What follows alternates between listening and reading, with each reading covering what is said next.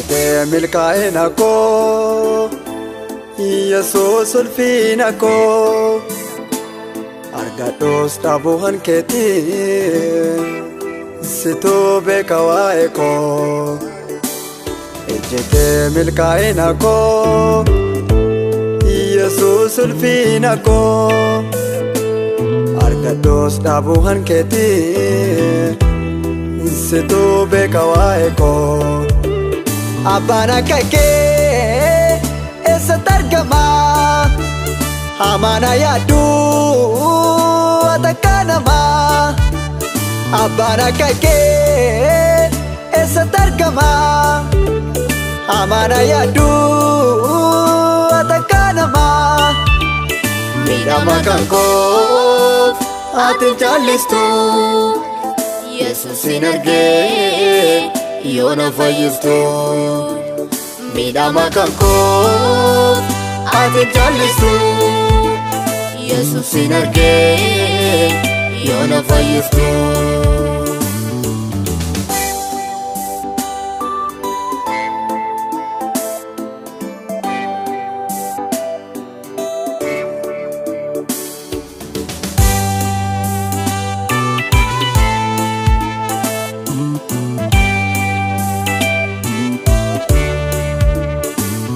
Kanaafaan jedha michuu koo dhugaa faaranaatti hin banne garaan koo sitti gammada Kanaafaan jedha michuu koo dhugaa faaranaatti hin banne garaan koo sitti gammada Anoon irraanfadhu isa baara ijoollummaa hafuuraa koo caalaa situu natti aanaa Anoon irraanfadhu isa baara ijoollummaa hafuuraa koo caalaa situu natti aanaa Anatti ate hunda gararraa wallaansa koo yeroo maraa Oofee jedhee sitti boqodee naaf ta'eera barruun harka kee Oofee jedhee sitti boqodee naaf ta'eera gooftaa barruun kee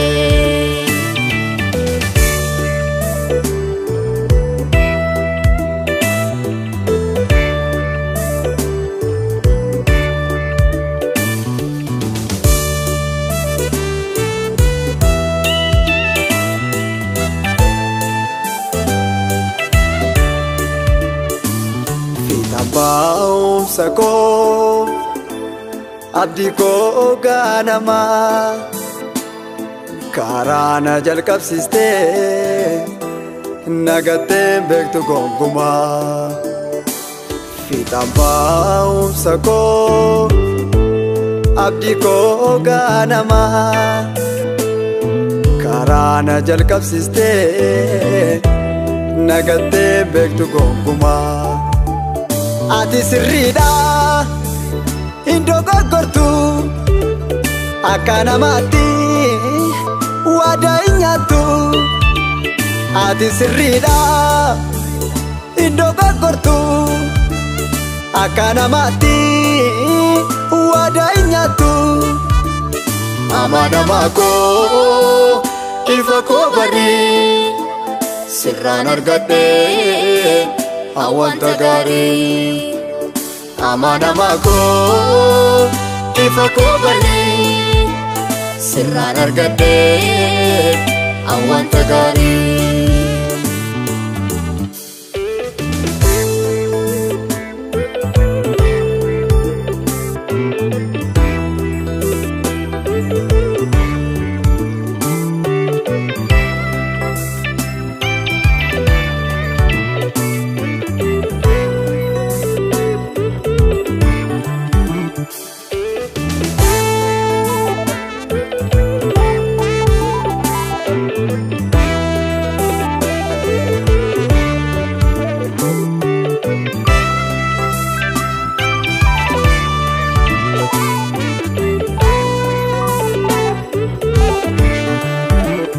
Sanyi ko Yesuus sanyi jirata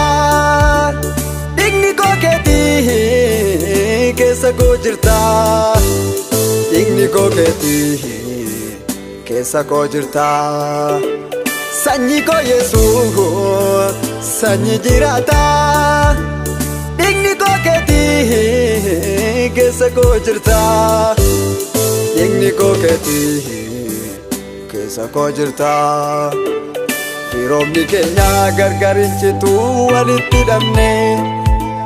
Maqaa koo cabtee barruu keerratti haati nagganne Ana birmattee bara rakkinaa fi gadda kootti Hongeen naanna'u situ na soora atumna kooti Sirra caalchisee orman ilaalu atuu nageessa Qajeelchaan jiru qabeenya guddaa situ na boossa Sirra caalchisee orman ilaalu atuu nageessa Qajeelchaan jiru maamila sirrii situ na boonsa Situ na boonsa Situ na boonsa Situ na boonsa Situ na boonsa